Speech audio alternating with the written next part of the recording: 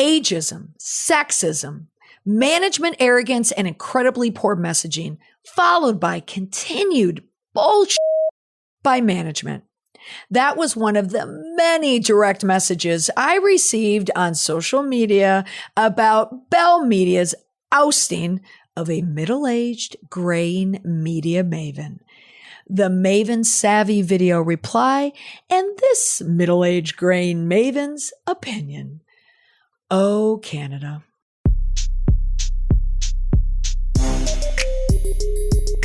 Welcome to the Indestructible PR podcast, where we use current events and tested media and PR strategies to help prevent or manage a crisis and build an indestructible reputation. In this episode, the many mistakes made by those ding-dongs at Bell Media. Hey, Molly, this story has all your favorite elements. Management mishandling the situation. The anchor went straight to the public with her story, and then the management doubles down on the mistake. Thank you very much to my former roommate, Canadian from Toronto, Stephanie, who sent me that message along with several other messages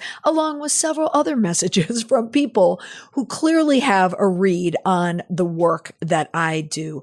This story about Lisa LaFlamme, this incredibly popular anchor on CTV. For US listeners, I want you to think, if we have to go in TV land, if you think of GE owning NBC and Jack Donaghy, played by Alec Baldwin and Tina Fey, that would be the structure, which seems really to correlate with what Bell Media did with this ousting of this media powerhouse, Lisa LaFlamme, because they turned it into a comedy with how they reacted to it. But even though this happened in Canada, but even though this happened maybe on a network that many of my US listeners wouldn't be familiar with, the idea of anchors being let go and there being a blowback behind it is quite familiar with many people. And based on how old you are, we've gone through the ousting of Ann Curry on NBC. And that, if rumor is correct, that Matt Lauer was behind that ousting. And then there was the ousting of Matt Lauer himself. I had discussed the Matt Lauer ousting in my podcast. It's been a couple of years now. I'll include a link in the show notes.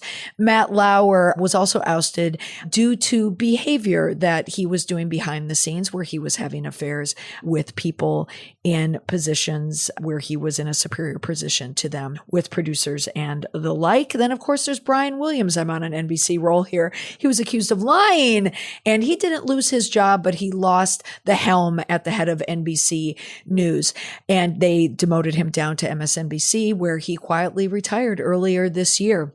And there are many other stories about this as well. But in this case, up in Canada, Bell Media making the rather abrupt decision to terminate an award-winning anchor, Lisa LaFlamme. So she has been a beloved newscaster, journalist. And based on the comments, particularly on my TikTok, everyone is in support of this woman. There was maybe just like one or two comments where someone said, hey, it's a business. A private company has a right to hire and fire whomever they choose, which is absolutely true. But in my reply, which is what this podcast is about, is not only does a business have a right to make a decision, but they're public. And in this case, the viewers also have a right to make their decision. And that decision could be costly if they choose to no longer watch a CTV newscast. And that is going to impact Bell Media's bottom line, because without viewers, you can't have advertising. Without advertising dollars means you don't have dollars and you don't have revenue. And if you don't have revenue, you can't stay in business.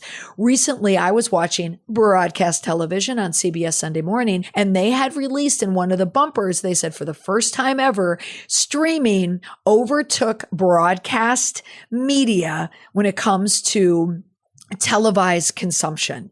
That is ringing an alarm bell that people are leaving broadcast television, in particular broadcast news. And so those ding-dongs at Bell Media made a decision to get rid of an anchor. And what it appears to have happened is that they got rid of her at a time when, after the pandemic, she decided to go gray. She is someone in her mid-50s who decided to go natural. Every woman should be allowed to go natural. They should be allowed to go natural on the air. What's particularly unnerving about this for people like me, a woman of a certain age who could easily go gray as well, that she was let go for other reasons, and likely she did not know the reason. So in this podcast, I don't want to drill down too much in what happened, because there are a lot of other articles and stories out there and podcasts that I've listened to that go into the details of why they bungled this from a management point of view. I want to focus on the messaging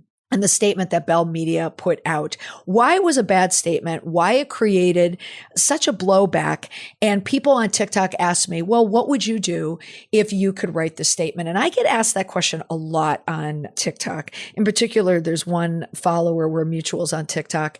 His name's Michael Jamin. He's a screenwriter. He's a comedy writer. And whenever I do an analysis of a bad crisis, he always writes in, because he's a writer, that says, well, what would you do? What would you say? And if I did that in every TikTok, I would be giving away my trade secrets. But we're going to get a lot closer to those trade secrets on this episode of the podcast. So let's discuss first what Lisa did that was so amazing in this almost like retaliatory move for being ousted. Because it is true, it has one of my favorite elements, and that is that Lisa LaFlamme did not go quietly into the night. Apparently, if there's a truth behind this, which, by the way, this is why social media is great. People will send you direct messages. They claim that they work at these places and they give you the inside scoop. I can only take them for their word, but I can't take it as truth and gospel, but I'll sprinkle in what I think is happening here. But she is respected by her news colleagues. So the fact that she has been let go was surprising. And in my TikTok, so many of them mentioned that at CTV, there has been a legacy of allowing men and male anchors to stay on the air to the very, very end, where they can retire to much fanfare.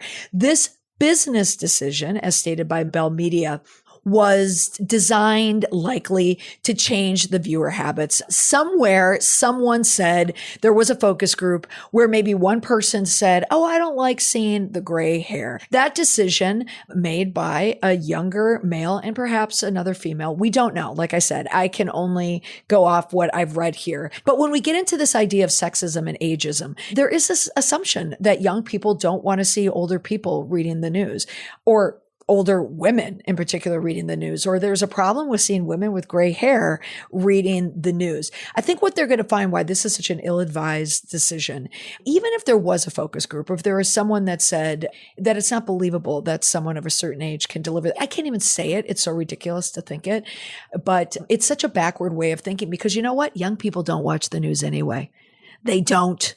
They don't watch broadcast news. They get their news in other places. So if it were me, if I were a news director, which by the way was something I very much wanted to be, this is someone who you would revere.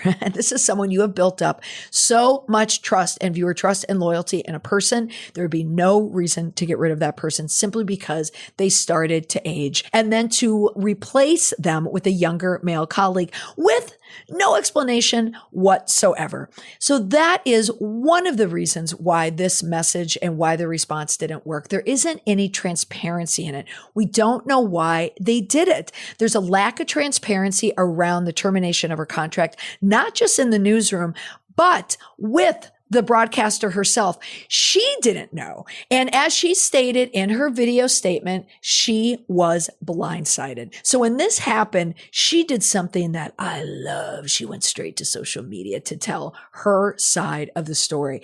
I'm not going to play the entire video, but I'm going to take a little bit of a snippet. And if you want to hear the whole thing, the link is in the show notes. Take a listen to what Lisa LaFlamme had to say about her ouster.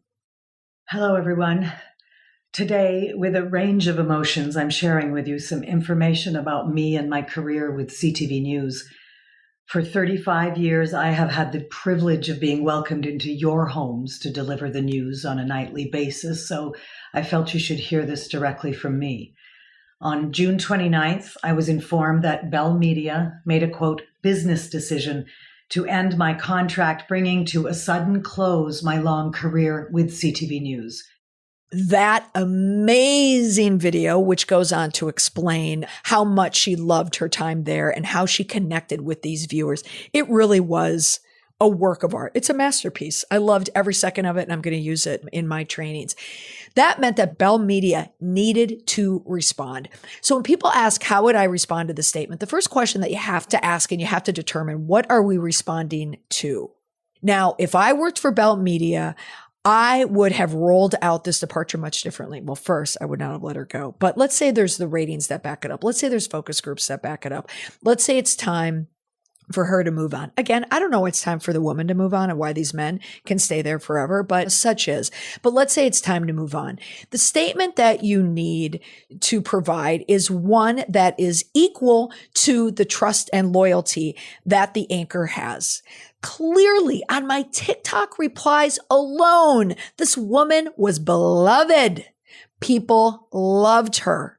The statement needs to reflect the love and admiration that people have for her.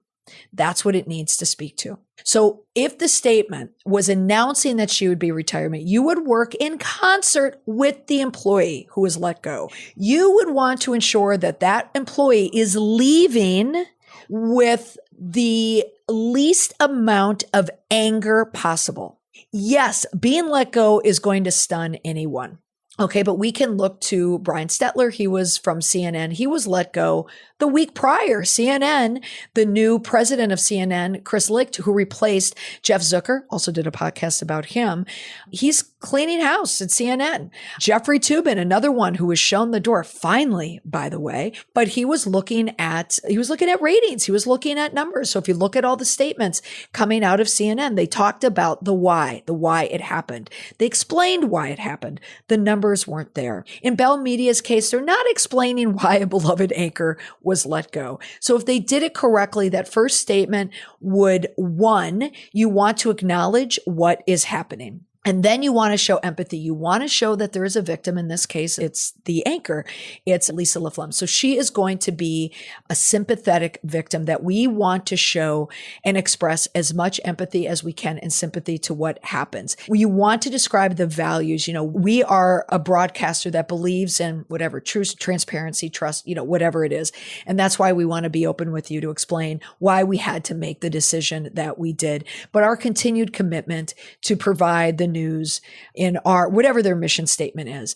That's what the statement should have been. They should have acknowledged what happened. They should have acknowledged that Lisa LaFlamme was a beloved broadcaster and acknowledge whatever the reason is behind her departure. But I can't write the statement because nobody knows what it is. We can assume what the dismissal was all about, but we really don't know. But let's move on now to the statement that they needed to make, which was less of a statement and more of an apology. It needed to be an apology for what they did because someone was wronged, Lisa LaFlamme, but also other people were harmed. Okay. Other people were victimized. And by that, I mean other people were hurt. People do not like losing trusted members of a broadcast, a nightly broadcast. And also, you want to know who else was hurt? If you look in my comments, a lot of women of a certain age. A lot of women with gray hair of a certain age, they were hurt. It rattles people, okay? So they said in this statement, they needed to explain why this happened. So this statement was pretty much a backpedal if you were to read it. So let me just give you an excerpt here. The first sentence, we've been dealing with a difficult and high-profile change in recent days. The next statement, in a news organization, making a change at the anchor desk is always a difficult decision. We knew that many viewers and members of the CTV family would be disappointed that Lisa LaFlamme would be leaving her position as chief news anchor and senior editor. She has made an important contribution to Canadian television news over the past 35 years. CTV regrets that the way in which the news of her departure has been communicated may have left viewers with the wrong impression about how CTV regards Lisa and her remarkable career. We've always taken matters regarding any discrimination very seriously and are committed to a safe, inclusive, and respectful work environment for all our employees, devoid of any toxic behavior.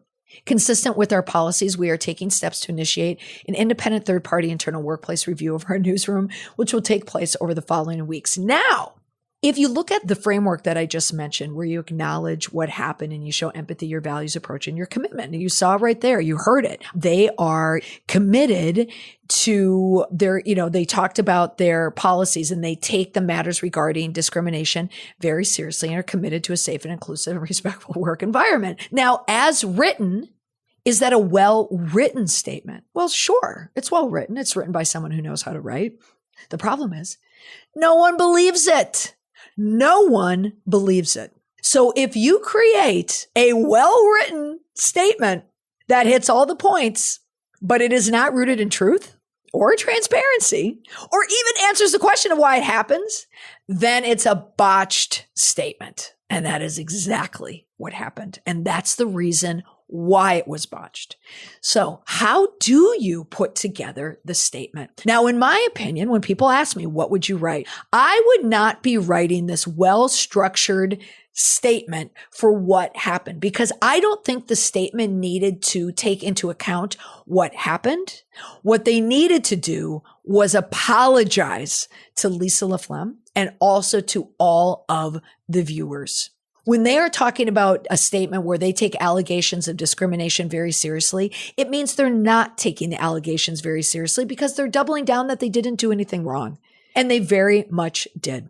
And taking steps to initiate a third-party internal workplace review, that is a big bucket of who cares. Nobody cares. Nobody cares that you have a toxic workplace and you're going to fix it. You should have done that. That is the mistake that so many businesses make, is that double down mentality. They're not going to admit that they were wrong. So my answer is, what would the statement sound like? Well, that statement would sound something like an apology. It's a communication tool and a strategy to remediate a mistake. They made a mistake. They have to manage this bad news, the blowback, and a huge reputational risk. They need to do it quickly. They did not do it. It shouldn't be done reflexively, like, oh, we apologize, we made a mistake. And you can't do that for legal reasons as well, because I would assume that there's probably some legal dealings that are happening here. The fact that Lisa LaFlamme got on social media to tell her side of the story, it makes you wonder, is there an NDA? Was there a non-disclosure agreement in place where she couldn't talk about it? Clearly not. Or maybe she just defied it. I mean, we don't know. So when lawyers are involved, they have this almost toxic reaction, this allergic reaction to apologies. They don't like them. And I know this firsthand because a client said it to me not a week ago. We don't want to apologize. But an apology really is like, take the word apology out of it. I know that word like creates a lot of stress for people when they hear it. Let's swap full apology for full responsibility. Okay? And you have to be unequivocal in accepting full responsibility for something. So now write the statement. You've let go a beloved broadcaster. There's no going back. Like, they can't bring her back. I mean, it's done. She's not coming back anyway. But what can you do to regain the trust of your viewers? Because that's what happened. The public, they've lost the trust of the public. But in any crisis, you've also created a reputational risk that is creating a cost to a lost reputation. Okay, this is a money cost, because if Bell Media has a company that's losing viewers, if CTV can't get viewers anymore and they've lost viewers on their newscasts, they can't sell advertising. If there are no ad dollars, they can't make money. And if they don't make money, heads are going to roll. So these apologies, they can be a huge roadblock when someone doesn't want to do it. If management doesn't want to apologize for it, but if a mistake was made, it helps you remediate right away and regain the trust. It also, if you apologize, it reduces liability. It reduces the chance for litigation. Because Lisa LaFlamme right now, if she were to litigate, how would the public respond to that? Probably very positively right now. She's probably talking to lawyers right now. The apology truly, though, it has to be a strategic business decision, yes. But an effective apology is strategic, okay? And it's okay to admit that.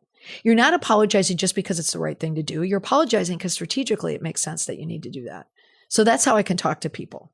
Because people feel they're too vulnerable if they apologize. Okay, fine. You feel that way. I get that.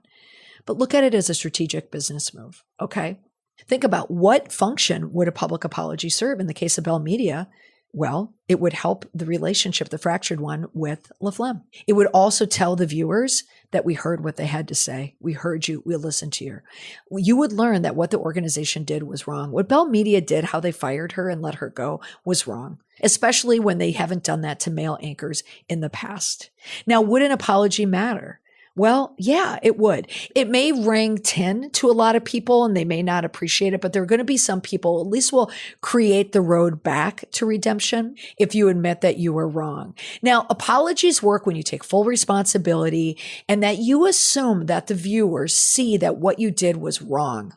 Letting a middle-aged woman with graying hair go and replace her with a male anchor, well, that's just wrong. It just is wrong. And you have to offer solutions that have a significant impact like that. What can you do now? You could bring her back in a different role. I mean, who knows if she would ever do that? But you need to let people know that it's never going to happen again. And you can only do that if you have an effective apology with the right tone and the right message. Okay. So here we go. What would the statement sound like? Well, one, it would be a detailed account of the situation. You would need to explain precisely what happened. And then you would have to immediately acknowledge the hurt or the damage was done. 6 months ago, we conducted research that indicated that our viewers were no longer responding to our current team. After many months of reviews, we decided that we needed to make that change, and that change was going to be by replacing the anchor, Lisa LaFlamme, our managing editor and nighttime anchor. We acknowledge that that was a mistake because we hurt not only a longtime beloved colleague, but also all of the viewers who trusted and respected our news organization. We acknowledge that we lost your trust by letting go of someone who was a trusted journalist. We recognize that we made a mistake and we regret the hurt that we caused all of our viewers, but in particular, the hurt that we caused Lisa LaFlamme, especially considering the 35 years that she has devoted to this newscast and to CTV. We're asking somehow for forgiveness. And we promise you to the viewer that we're never going to let that happen again if there isn't a salient reason why. And then there needs to be some form of retribution. You know, they're not going to can the new anchor, but I don't know how this new anchor is even going to work anyway. But that's the type of statement, and that's what it should sound like, okay? You have to apologize for how you handled the announcement. You do not double down on how difficult it was for Bell Media to make this decision. It was signed by two people, a man and a woman, and they both had to double down on it. And then there was a news director, a male, who was apparently behind this decision. And it sounds like these are three people who do not want to admit that they were wrong. And the reason why that statement is wrong is the first sentence. So my indestructible tip is this. If you are writing a statement where you are responding to a crisis, look at that first line. Who are you writing that first line for? Is it about you or is it about the victim? If you write that first line about yourself in the case of Bell Media, where they said, we've been dealing with a difficult and high profile change in recent days, then you are almost guaranteeing that your crisis is going to continue into the foreseeable future. But if that first line acknowledges the hurt and the pain or whatever your role is and responsibility in that crisis, you are going to put forth the steps that you need for an effective response for retribution, not retribution, for restoration, for repair. You have to own it, and you have to start it by owning it, and usually owning it to the hurt that you've caused to the victim. That's all for this week on the podcast. Here's a little postscript. Don't fire women of a certain age, especially women who have raised kids, women who have been through raising kids till they're out of the house, women who have been by the side of a partner, women who have started careers in a time when they were always the minority and still considered the minority. Women, especially women of a certain age, can be your best resource. My goodness, I am on the last legs of raising kids, and I feel like my brain right now is in tip-top shape. I've never been smarter. I've never been quicker. This entire podcast came from a bunch of notes. It really came from my head. And why am I able to do that is because I have been juggling this type of work, being a parent and working through the trenches and going through a lot of it like a lot of women have. So whether it's dealing with just parenting or strife or sick parents or divorce or sick kids, whatever it is, women are used to dealing with the hard. I mean, we all are, men too, but you know what? Women, we know. So if you have a woman in your business and she has been through it, you do not let her go when she is at her prime, because she is going to be the resource. She is going to be the person that is going to bring so much value to your business. And if you cut her down, well, then frankly, you deserve to go down with it. All right, that's all for this week on the podcast. Thanks for listening, everyone. We'll see you again next week. Bye for now.